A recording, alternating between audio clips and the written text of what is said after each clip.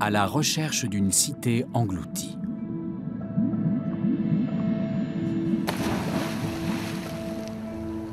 En mer Méditerranée, à l'embouchure du Nil, face à l'Égypte, un fabuleux trésor gît à quelques mètres seulement de profondeur.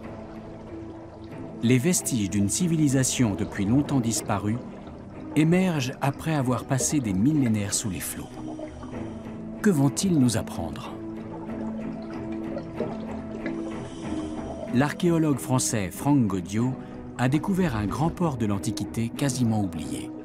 C'est un jeu passionnant. C'est presque une drogue intellectuelle qui nous pousse à revenir là chaque année et d'en apprendre plus. Chaque mètre carré fouillé le plonge un peu plus dans l'Égypte ancienne.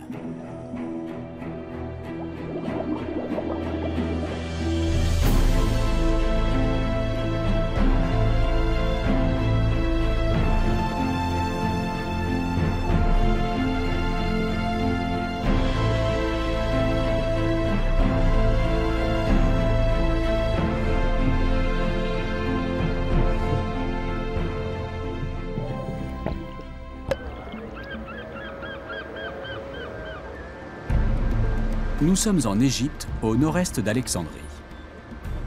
Y a-t-il un trésor sous la surface de l'eau? L'embouchure du Nil et quelques îles aujourd'hui disparues se trouvaient autrefois à 7 km de la côte actuelle. Il est question d'une cité fabuleuse à cet endroit. Peut-être même deux, puisque les textes anciens parlent tantôt d'Héracléon, tantôt de Teunis. Mais cette cité engloutie existe-t-elle vraiment?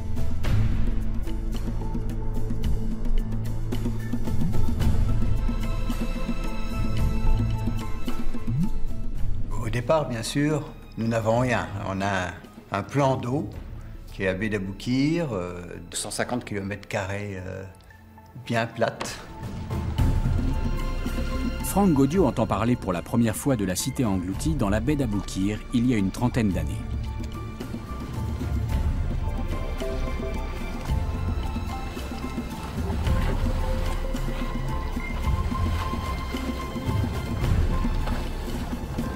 Sa curiosité est éveillée. Au départ, nous avions simplement quelques mentions de deux villes, du nom d'Héracléon et de Teunis, dans les textes anciens. Solon, Hérodote, Diodore de Sicile, Strabon. C'est tout. Et on se doutait que cette branche canopique du Nil et la bouche canopique du Nil devaient être en baie d'Aboukir. Maintenant, quand je suis arrivé en baie d'Aboukir, de l'eau, rien n'était visible, bien sûr. Donc, s'il y avait quelque chose, ça devait être sous les flots. Les plus grands archéologues du monde n'ont qu'une vague idée de ce qui se trouve au fond de la baie d'Aboukir.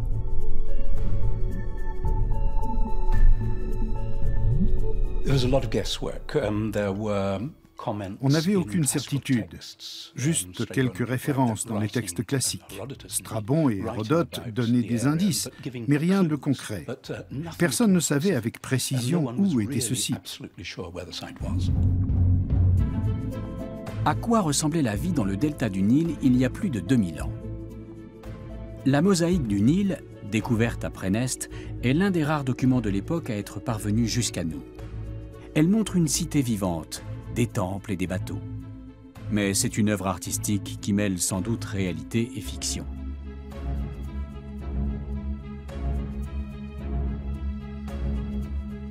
Franck Gaudiot entreprend des fouilles systématiques.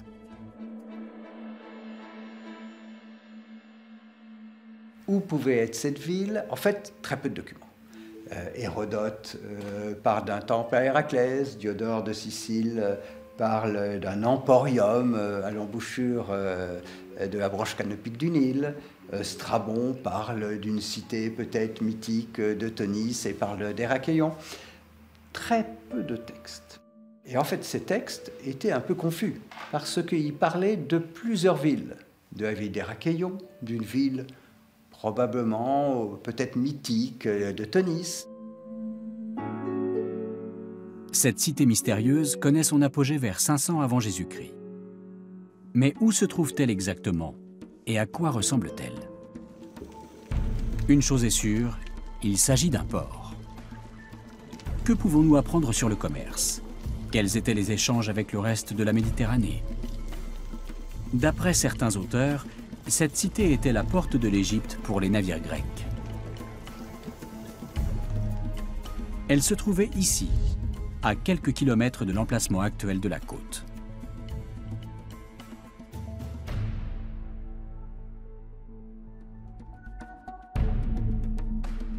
Mais quelles sont les chances de découvrir des traces de cette cité sous l'eau plus de 2000 ans après?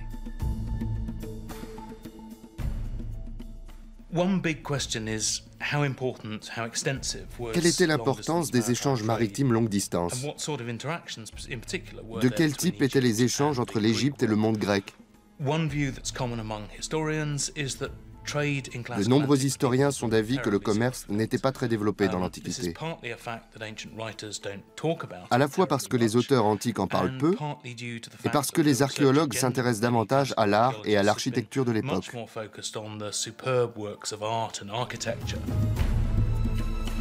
Les échanges étaient-ils si limités que cela?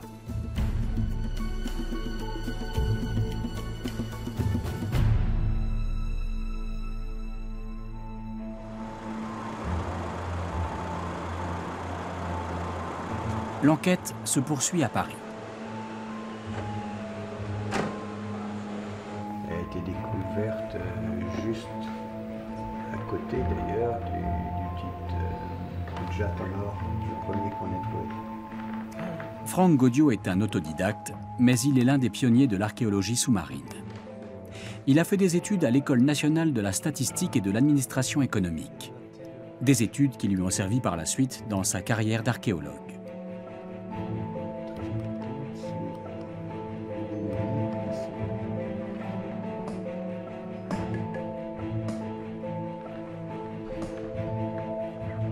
Il a travaillé pendant plusieurs années comme conseiller financier pour différents gouvernements et il a gagné beaucoup d'argent. À l'âge de 36 ans, il décide de changer de vie. Un jour, j'ai décidé de prendre une année sabbatique. Et puis, je me suis dit que pendant cette année sabbatique, il fallait faire des choses intelligentes. Et je me suis dit, ma passion pour l'archéologie, le fait que j'aime la mer, me pousserait à étudier tout ce qui se fait sur le plan de l'archéologie subaquatique dans le monde. C'est à cette époque qu'il apprend l'existence d'une cité engloutie au large de l'Égypte. Un pilote d'avion aurait vu des formes dans l'eau dans les années 40, mais personne ne l'a pris au sérieux.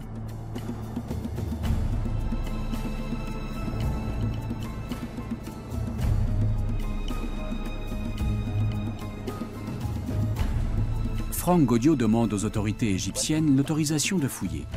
On la lui accorde, à condition que les objets mis au jour deviennent la propriété de l'Égypte.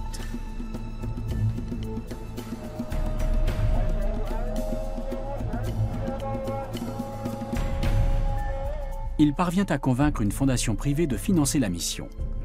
Un partenariat qui durera de longues années.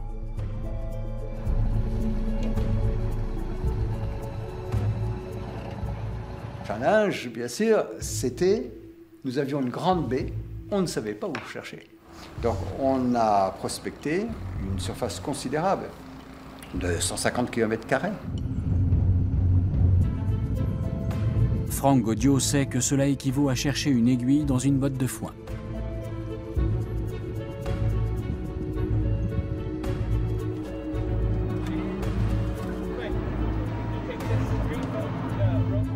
Lui, le parfait inconnu dans le monde de l'archéologie, se lance dans un projet titanesque. Les spécialistes sont sceptiques. Tout à fait normal, évidemment, quand vous commencez un métier pour lequel vous n'avez pas fait initialement des études, les gens vous regardent avec beaucoup de scepticisme et c'est tout à fait normal. Il faut d'abord prouver qu'on est capable pour ensuite attirer l'attention des gens qui font des choses intéressantes dans ce métier. Franck Gaudiot ne se laisse pas intimider. Il s'appuie sur sa formation de statisticien. Il passe des jours devant son ordinateur et traite l'énigme de Tenis Héracléon comme un problème mathématique. j'ai pu aussi adopter une approche différente, qui était une approche beaucoup plus, je dirais, rationnelle de l'archéologie sous-marine. Je me suis doté de moyens, je dirais, technologiques qui n'existaient pas pour faire des prospections électromagnétiques.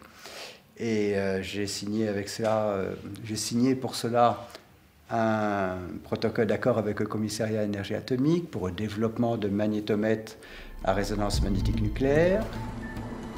Ce magnétomètre lui permet de sonder la baie d'Aboukir. Son bateau scientifique quadrille la zone selon un plan précis durant plusieurs années. Ce n'est pas très palpitant, mais la méthode paye. En croisant les relevés de profondeur et les données de magnétographie, Franck Gaudiot obtient une image complexe du fond marin qui montre la présence d'artefacts dans une zone particulière. C'est ce qu'on va essayer de tenter de vérifier.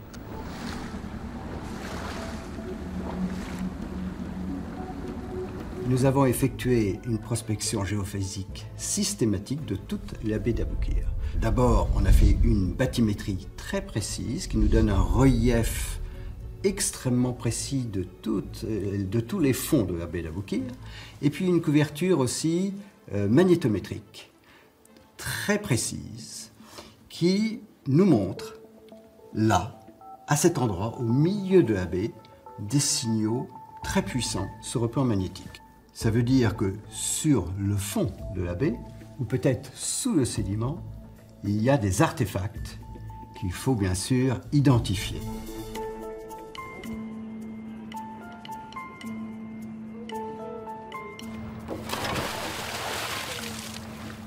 Il peut enfin se jeter à l'eau et met sur pied une équipe internationale d'archéologues et de plongeurs.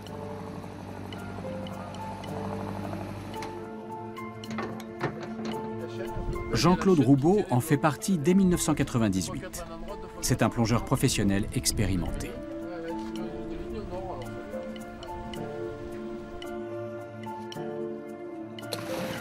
Ma première plongée à Héraclion, ça a été un moment de où on est là. Qu'est-ce qu'il va y avoir? Mais on s'est dit c'était un moment de, comment on dirait, je dirais, c'est inattendu en fait.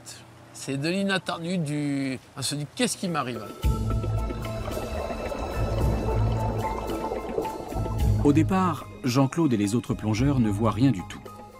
Les eaux usées de la ville toute proche et le limon du Nil qui se jette dans la mer rendent l'eau trouble.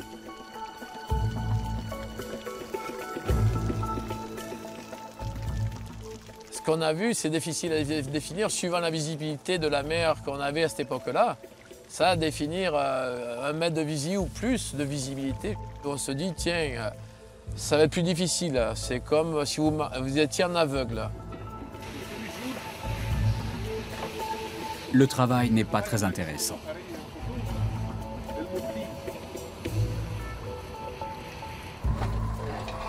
Des dizaines de fois, Jean-Claude remonte à la surface sans rien avoir trouvé.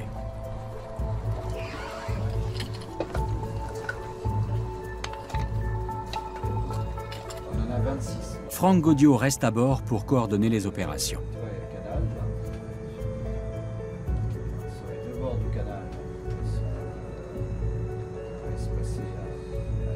Les plongeurs finissent par trouver quelque chose.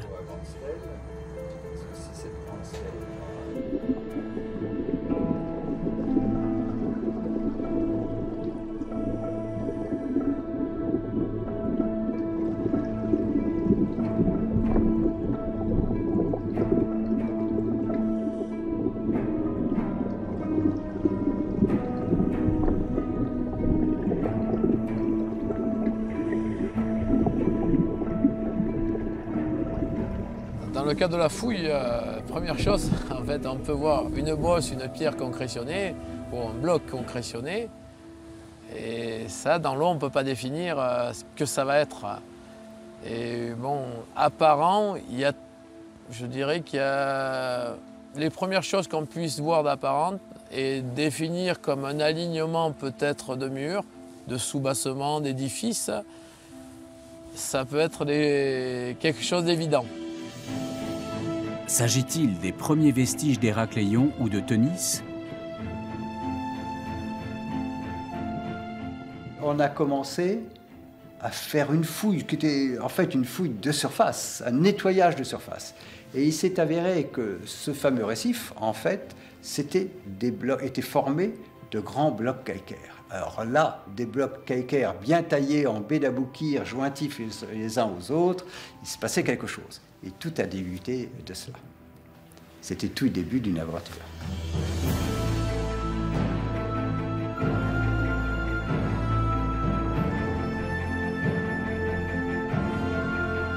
La méthode de Franck Gaudiot semble donner des résultats. Les mesures du fond marin ont permis de découvrir un mur.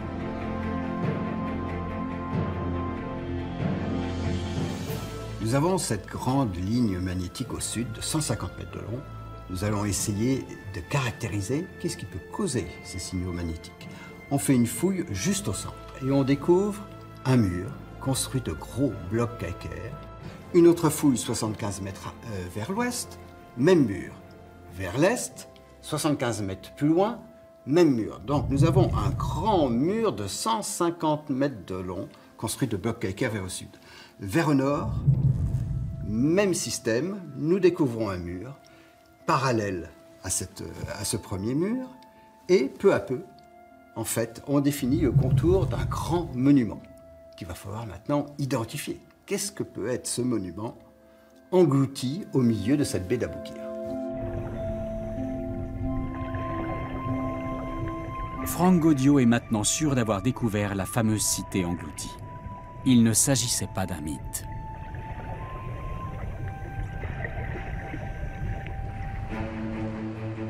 Il demande alors des renforts au célèbre institut archéologique de l'université d'Oxford.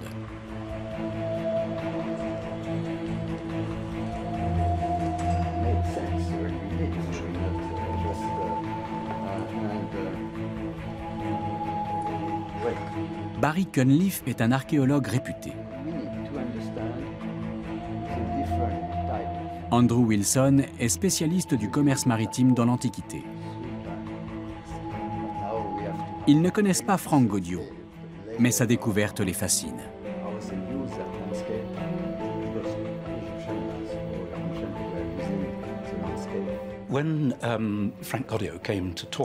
Avant que Franck Gaudiot ne vienne nous parler de cette mission, peu d'entre nous avaient entendu parler de lui parce qu'il n'avait rien publié. Mais nous avons été stupéfaits par ce qu'il nous a montré. C'était presque incroyable. Nous n'avions jamais soupçonné l'existence de vestiges de cette qualité sous l'eau. Je ne suis pas prêt d'oublier cette rencontre. Franck est un aventurier moderne, comme les grands archéologues du passé qui étaient des visionnaires et des hommes d'action. Franck Gaudiot n'aime pas le terme d'aventurier. Il préfère la rigueur mathématique aux surprises.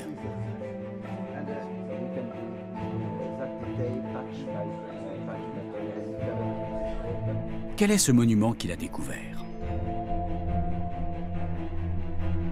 Peut-être s'agit-il du temple d'Héraclès dont parlent certains auteurs.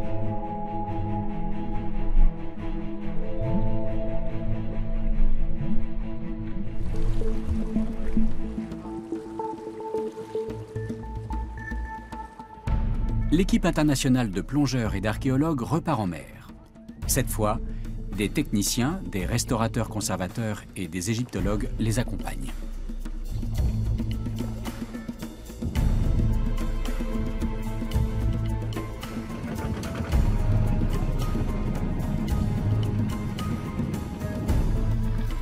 L'équipe reprend l'exploration sous-marine avec une organisation quasi militaire.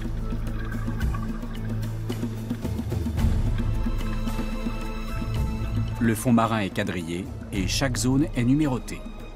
Une précaution indispensable dans cette eau trouble.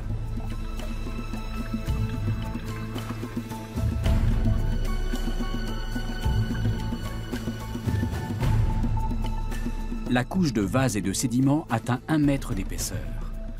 Quand une zone paraît intéressante, il faut commencer par tout aspirer. Il faut aussi une part de chance.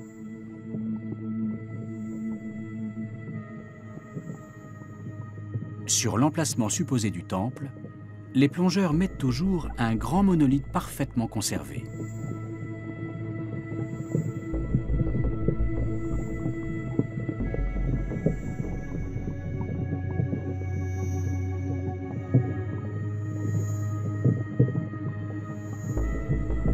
L'importance, on ne la connaît pas. Quand on est dans l'eau, on ne sait pas l'importance qu'elle aura. On la sait dans le futur. C'est le futur qui nous donnera l'importance du moment. On se doute ou on se dit, tiens, qu'est-ce que ça peut être? Pour le plongeur, c'est un peu différent puisqu'il y a toute l'équipe qui suit derrière, qui va nous donner l'information. Et on attend ces informations avec impatience de savoir qu'est-ce que c'est alors, qu'est-ce que c'est? Il y a une inscription, qu'est-ce qu'elle veut dire?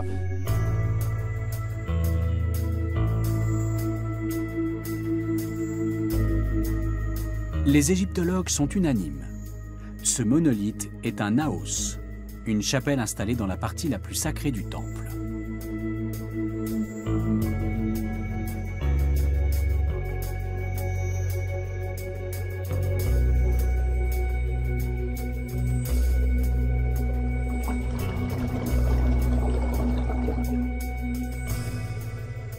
Le naos, un grand monument de granit rose inscrit. Alors là, c'est extraordinaire parce que le naos, c'est une chapelle monolithe qui contenait la statue du sanctuaire, la statue principale du sanctuaire. Et sur ce monument, nous avons pu voir en fait que ce monument abritait la statue d'Amon, Amon de Guéreb. Donc nous savions que nous étions sur ce fameux temple d'Amon de Guéreb et que nous étions dans la ville d'Héraklion. Amon du Guéreb est une divinité égyptienne. Les Grecs l'appellent Héraclès. Son temple devait être ici. La chapelle l'atteste, ainsi qu'une autre découverte faite par les plongeurs et qui dépasse les rêves les plus fous des égyptologues.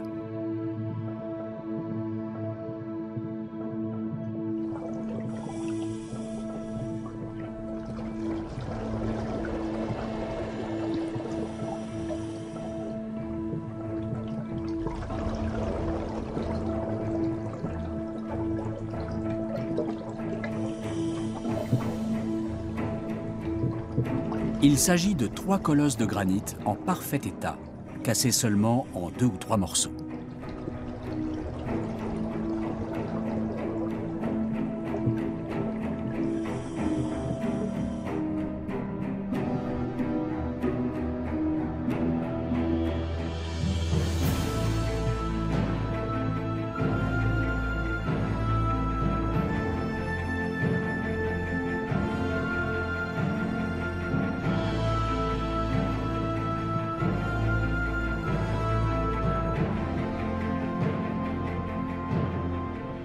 Quand on commence à voir dessiner une main ou une tête, et là on se dit il y a vraiment quelque chose d'important, il y a encore une excitation qui se fait en plus.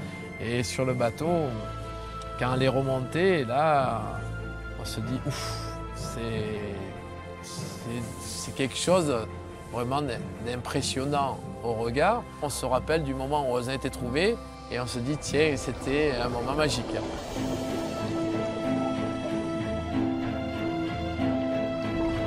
La première statue représente une reine. La deuxième, un pharaon.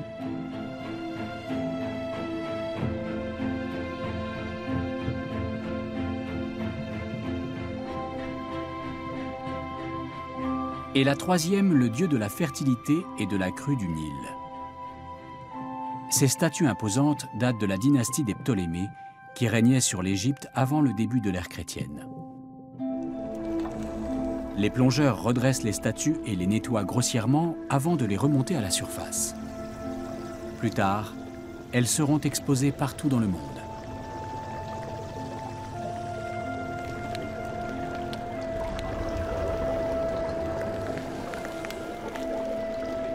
Franck Gaudio est maintenant en mesure de reconstituer le fameux temple. Alors, nous avons ce monument de 150 mètres de long. Nous savons que c'est le temple avec son naos, cette chapelle monolithe qui contenait la statue d'Amon-Guéreb. Donc c'est le temple d'Amon-Guéreb. À l'ouest, à l'entrée du temple, nous avons les statue colossale de granit rose magnifique. Nous sommes en présence d'un temple très important. Nous savons bien sûr que ce temple, c'était le temple où les nouveaux pharaons venaient recevoir le titre de leur pouvoir du dieu suprême à Mont-Guéret.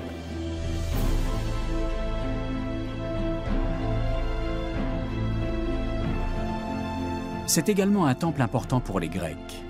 Paris, prince de Troie, s'y est réfugié avec Hélène après l'avoir enlevée à son mari, le roi de Sparte. C'est cet enlèvement qui a provoqué la guerre de Troie.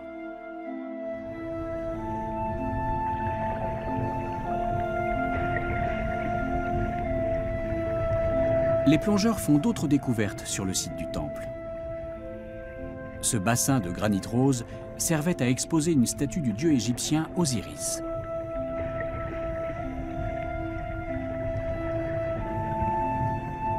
Manifestement, Héracléon était une ville religieuse de premier plan.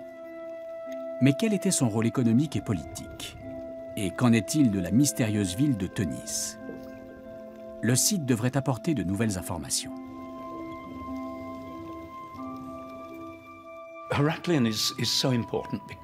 Héracléon est un site important parce qu'il joue un rôle fondamental dans l'articulation entre la Méditerranée et l'Égypte, et qu'il est extrêmement bien conservé. Il est immergé.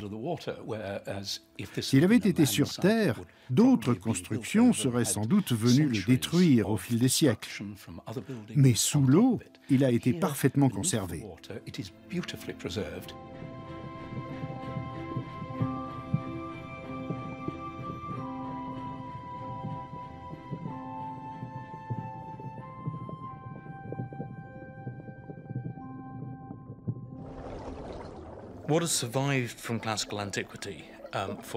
Seule une infime partie des textes de l'Antiquité nous est parvenue. C'est typiquement ce que les générations suivantes ont trouvé digne d'être copié.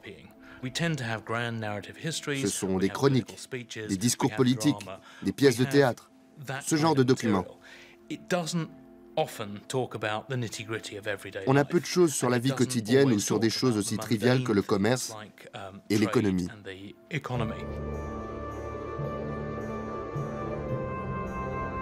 Voici une encre de pierre, un objet trivial s'il en est.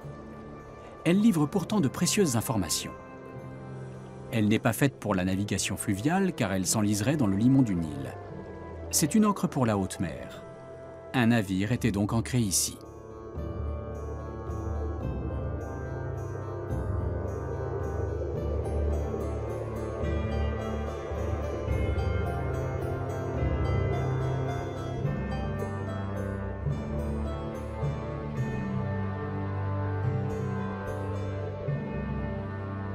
Et ce n'était pas le seul. L'équipe trouve des dizaines d'encres de ce type. Franck Gaudio reporte chacune d'elles sur la carte. Les limites de la cité se dessinent peu à peu. Au nord de ce monument, sur cette ligne magnétique, nous découvrons beaucoup d'encres. Nous allons positionner chacune de ces encres, ces dizaines d'encres, et ça forme comme une ligne, comme ça. Alors, qu'est-ce que c'est? Qu'est-ce que ça peut être? Nous allons faire une fouille au centre et nous découvrons le fond d'un canal avec ses couches superposées, comme ça, 30 mètres de large. Pareil, comme ça, vers l'ouest. Et nous avons donc un canal qui s'étend au nord du temple et se déploie sur environ une centaine de mètres.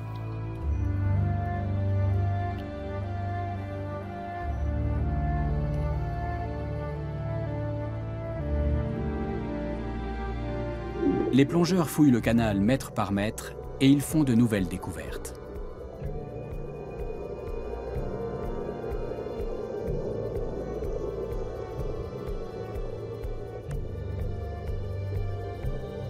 Et en fait, on fait une fouille systématique, on s'est aperçu qu'on avait du bois qui pouvait ne pas être du bois d'épave, mais au fil et à mesure des jours qui avançaient, on se découvrait que le bois était tenu par d'autres bois et d'autres bois, d'autres bois. Et le bois, en fait, ça faisait une épave, deux épaves et plus d'épaves.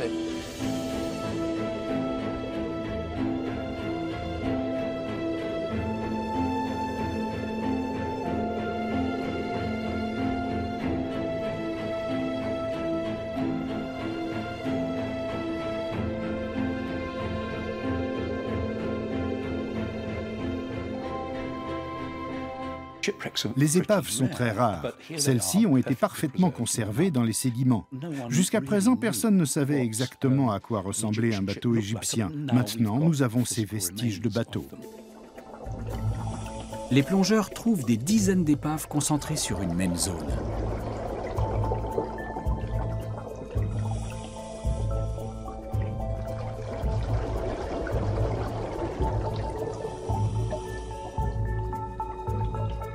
Au nord-est de ce canal, nous découvrons des centaines d'encres. Et entre ces encres aussi, des vestiges d'épaves, de nombreux vestiges d'épaves. Alors, nous sommes très certainement là en présence de bassins portuaires. Le plan de la ville se précise encore.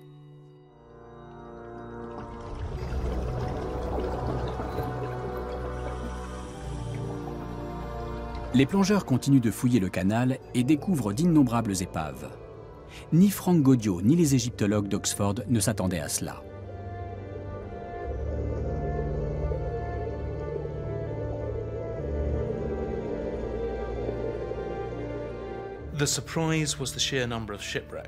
On a été surpris par le nombre d'épaves.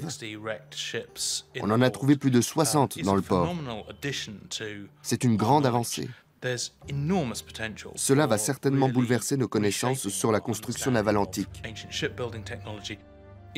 C'est très excitant, par exemple, de découvrir un type de coque très caractéristique, analogue à celle évoquée par Hérodote. Il décrit un ensemble de petites pièces de bois, presque des briques, dit-il, qui sont assemblées avec des tenons qui peuvent traverser plusieurs bordages.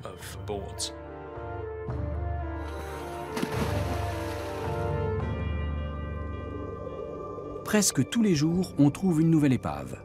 C'est unique dans l'histoire de l'archéologie.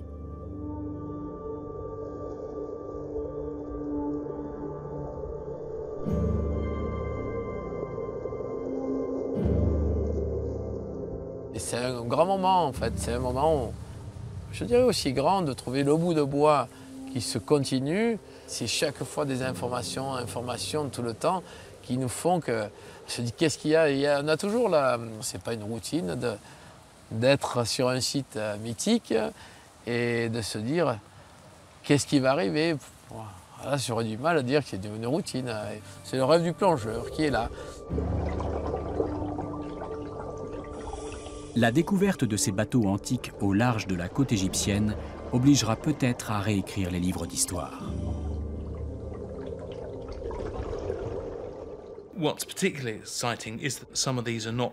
Le plus excitant, c'est qu'il ne s'agit pas uniquement de barges pour naviguer sur le Nil, mais sans doute aussi de navires.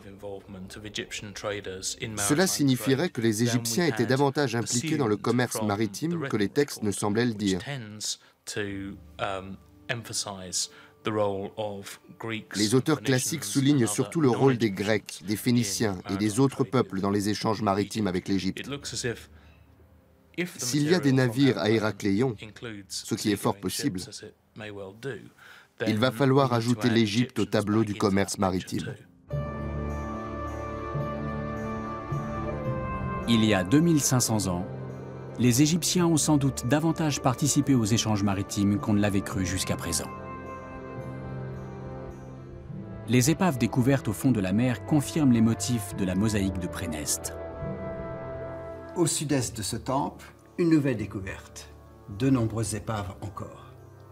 Donc, nous avons de nombreux bassins portuaires avec plus de 65 épaves antiques.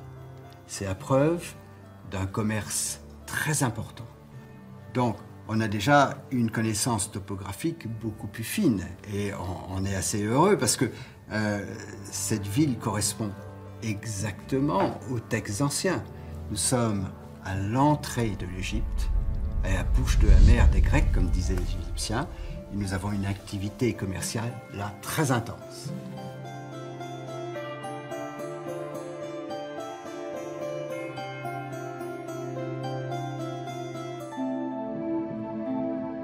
Frank Gaudio et ses plongeurs changent maintenant de tactique. Ils s'intéressent aux céramiques. Elles devraient les renseigner sur l'origine des navires marchands, leur cargaison et l'ampleur des échanges entre l'Égypte et les pays de la Méditerranée. Elle pourrait ainsi apporter des réponses à des questions vieilles de 2000 ans.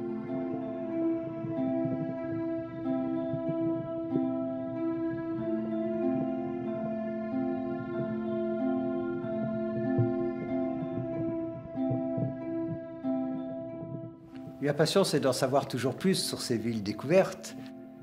C'est un jeu infini. Et c'est un jeu passionnant. C'est presque une drogue intellectuelle qui nous pousse à revenir là chaque année et d'en apprendre plus.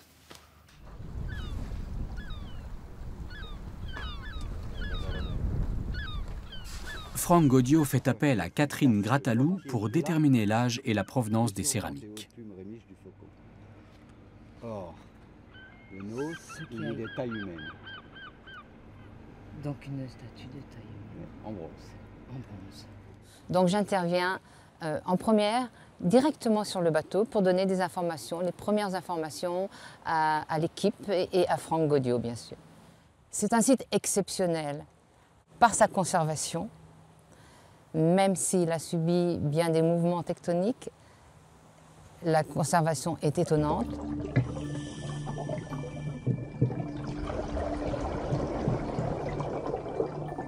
Ces céramiques enfouies dans la vase sont bien souvent intactes. Elles fournissent des renseignements sur la vie quotidienne à l'époque de l'Égypte ancienne. La céramique est un élément parmi tant d'autres qui concernent les échanges maritimes et les échanges commerciaux d'Héraclion avec le reste de la Méditerranée. Quelques exemples de ces échanges, bien évidemment les amphores. Par exemple, des amphores qui viennent de l'île de Samos, des amphores qui viennent de l'île de Lesbos, des amphores qui viennent de Rhodes, tout ça sur la partie orientale de la Méditerranée. Et au travers de ces échanges, les amphores sont de types différents et nous pouvons identifier ce commerce. Éventuellement, le type de denrée qui est parvenu à Héraclion. Les céramiques découvertes confirment ce que les ancres et les bateaux suggéraient déjà. Héracléon était probablement une ville portuaire cosmopolite. Catherine Grattalou n'avait pas imaginé trouver autant d'artefacts.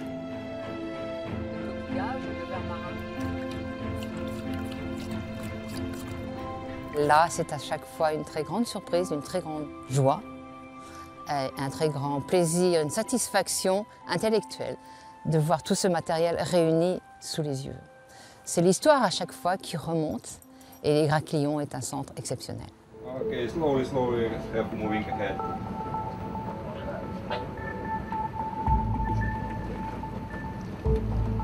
Les expéditions suivantes permettent de se faire une idée plus précise de la cité engloutie.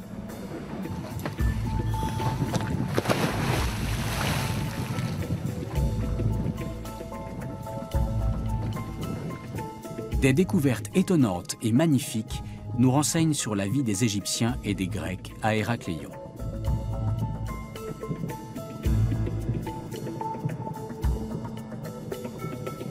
Il s'agit d'ustensiles ou d'objets cultuels. Cette couronne surmontait une statuette de pharaon. Héracléon devait être une cité riche et colorée. On doit réécrire certaines pages d'histoire. Ils nous apprennent en fait, et ils illustrent la vie aussi bien des prêtres, des soldats, des habitants de cette ville, des commerçants de cette ville. Ils cuisinaient dans quel type de bassin, de marmite, importé parfois pour les gens très riches, ou alors fait localement. Nous avons des objets égyptiens inscrits en grec. Nous avons des objets grecs qui portent des hiéroglyphes. C'est une image extraordinaire du mélange de la culture grecque avec la culture égyptienne.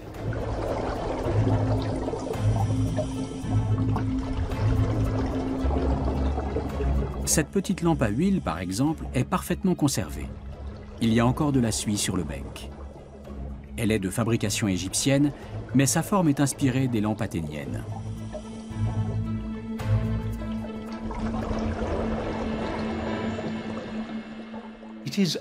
C'est le rêve de tout archéologue. C'est un site entièrement préservé, tout y est, et tout est en excellent état. Il ne reste qu'à fournir le matériel et la main-d'œuvre compétente pour faire les fouilles. On va apprendre énormément de choses.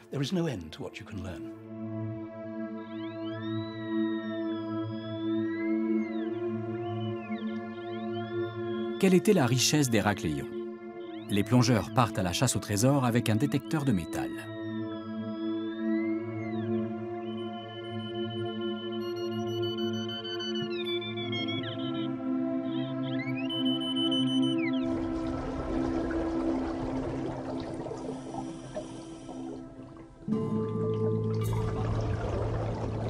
À moins de 7 km de la côte, ils trouvent dans le sable de magnifiques pièces d'or.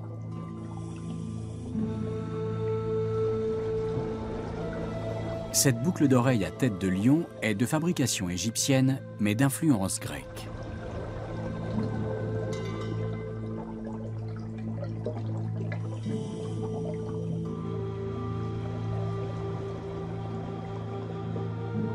Cela doit être une grande satisfaction pour un plongeur de trouver de telles pièces.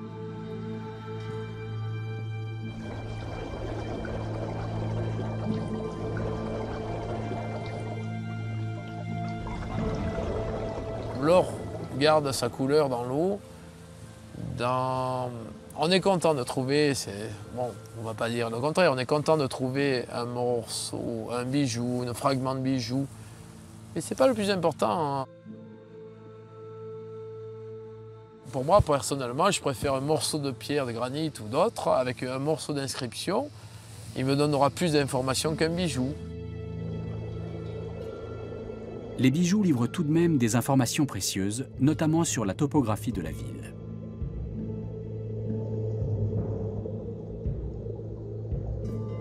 En effet, les objets en or étaient sans doute des offrandes jetées dans la mer pour honorer les dieux. Les plongeurs en ont trouvé un grand nombre dans un périmètre très réduit. C'était sans doute un sanctuaire. Franck Gaudiot peut compléter plus encore son plan de la ville.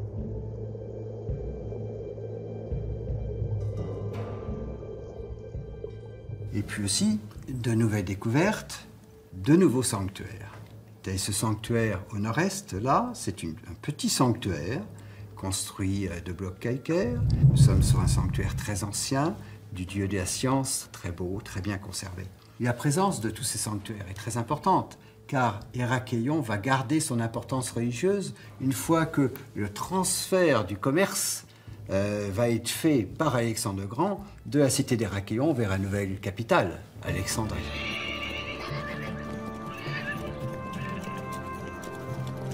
Alexandre le Grand fonde la ville portuaire d'Alexandrie en 331 avant notre ère. Elle devient le nouveau centre du commerce égyptien au détriment d'Héracléon. Tout cela est connu et documenté.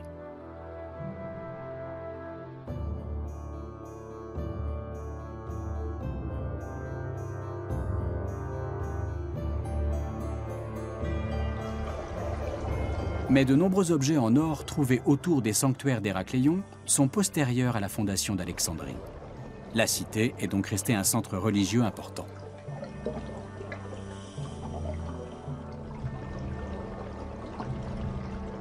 Le temple découvert sur le site a confirmé qu'il s'agissait de la ville que les Grecs nommaient Héracléon. Mais se peut-il qu'Héracléon et la mystérieuse Teunis, mentionnée dans les textes, ne soient qu'une seule et même ville? C'est la question que se pose Franck Gaudiot depuis le début des fouilles.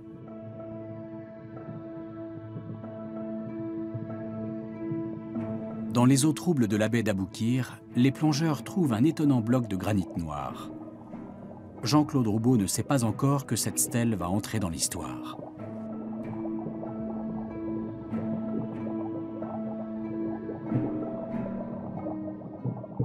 Dans l'eau, on ne pouvait pas savoir quand la stèle a été trouvée. Elle était à l'envers, c'est une grosse pierre noire de 2 mètres sur 1 ou une épaisseur. Quelque chose de... Bon, avec la visibilité, c'était pas évident. Et surtout qu'elle était à l'envers. Des blocs dessus. Ouais, des petits blocs dessus, ouais. Tu avais sûrement une construction. Jean-Claude Roubaud décrit sa découverte à Franck Gaudiot, qui décide de remonter la stèle. Et les 2 autres, ah ouais, non, c'est pas des blagues. Ce matin, je t'ai dit, on dirait une grosse... Elles sont martelées en surface et les inscriptions sont écrites là.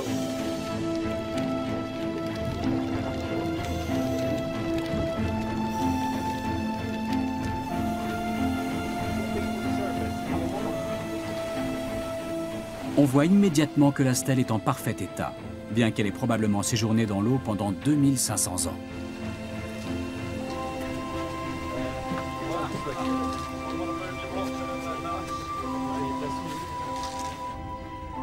Les hiéroglyphes sont déchiffrés rapidement. La stèle est un décret du pharaon Nectanebo Ier concernant les impôts. Une dîme sera désormais prélevée sur la cargaison des navires de commerce étrangers. Mais le texte apporte surtout une précision sur l'identité des lieux. La découverte de cette stèle résout donc un mystère vieux de plus de 2000 ans. Sur cette stèle, il est écrit « Pharaon ordonne que cette stèle soit érigée de la cité de Tonis ». Comme nous savions que nous étions à Héraklion, nous avons ici, grâce à la stèle, la preuve absolue que la ville d'Héraklion était la même que la ville de Tonis. Nous donner le nom de la ville ancien et du temps des Ptolémées, d'un coup, comme ça, c'était extraordinaire. Tonis et Héraklion sont donc une seule et même ville. Les Égyptiens appelaient la cité engloutie Tonis et les Grecs Héraklion. Une réponse très simple à un mystère très ancien. Une réponse gravée dans la pierre.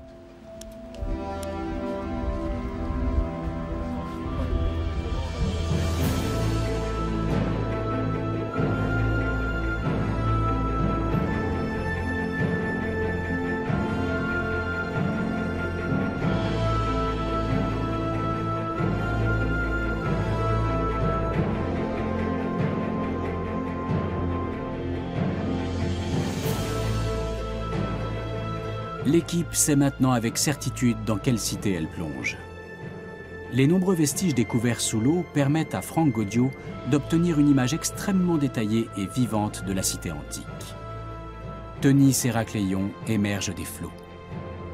Nous avons ce grand temple central, ses sanctuaires secondaires, le port avec ses épaves, le canal, mais une ville comporte des quartiers d'habitation. Où sont-ils? Eh bien justement, ils sont caractérisés par le manque d'artefacts sur certaines zones très importantes.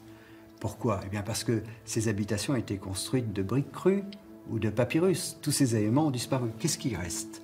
Il y a uniquement des céramiques très grossières, des éléments de foyer, des objets de la vie quotidienne. Et là, on voit qu'il y avait des habitations sur des très vastes zones entourant le temple. Après 10 ans de mission, on a maintenant une vision précise de cette grande ville d'Héraklion. On comprend comment cette ville fonctionnait. On voit son mode d'organisation. On comprend comment les bateaux venaient du Nil dans les bassins portuaires, grâce à ces canaux, ces différents canaux qui unissent les bassins au Nil et donc à la mer. Et on peut vivre cette ville. Voici Tonis Héraklion, une cité qui avait sombré dans l'oubli. Franck Gaudiot l'a sortie des abîmes. Elle était mentionnée dans quelques rares textes seulement.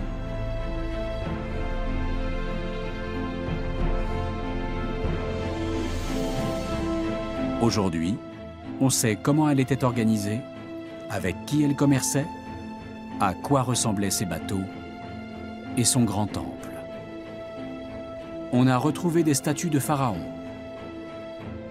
des offrandes faites aux dieux, des bijoux, des miroirs, des bassines et des louches.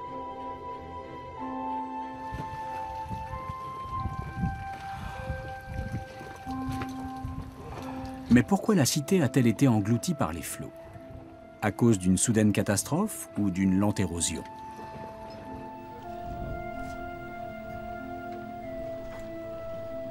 Et en fait, on a trouvé que ce n'était pas un seul facteur, mais une conjonction de facteurs. Tout d'abord, il y a une subsidence très lente d'éther dans cette région du bassin oriental de la Méditerranée d'environ 10 cm par siècle. La ville d'Héraklion était fondée sur une argile qui contenait énormément d'eau. Et évidemment, tout ce qui était construit sur ce substrat d'argile, ces grands temples, etc., se sont effondrés tout d'un coup de plusieurs mètres. L'effondrement brutal de la cité a sans doute été causé par un séisme ou un raz-de-marée au 7e siècle. On n'a découvert sur le site aucun objet postérieur à cette date.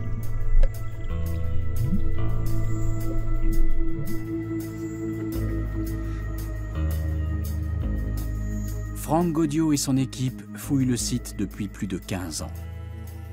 Mais reste-t-il encore des choses à découvrir à Tenis et Héracléon ?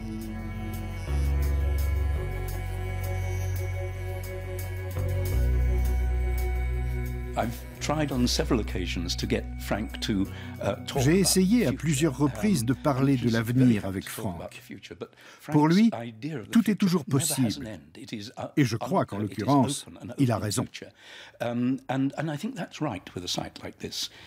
Je cite un exemple. La cité de Pompéi, qui a été découverte au XVIIIe siècle, est fouillée de façon archéologique depuis ce temps-là. Il y a toujours des missions qui fouillent Pompéi, et Pompéi est loin d'être entièrement fouillée et étudiée. Pompéi était une ville de villégiature, certes intéressante, mais qui n'avait pas de grande fonction économique ni religieuse. À Héracléon, nous sommes dans le port d'entrée en Égypte, nous sommes dans cette ville où les pharaons venaient se faire adouber par Dieu Amon suprême. Cette ville couvre une surface équivalente à au moins 2 à 3 fois celle de Pompéi, et elle est sous l'eau. Il me faudrait quelques siècles, 2-3 siècles peut-être. Je pense que ce que nous savons sur Héracléon aujourd'hui ne constitue qu'un pourcentage infime de ce que l'on saura dans les décennies et peut-être les siècles qui viennent. On en est au début de nos recherches.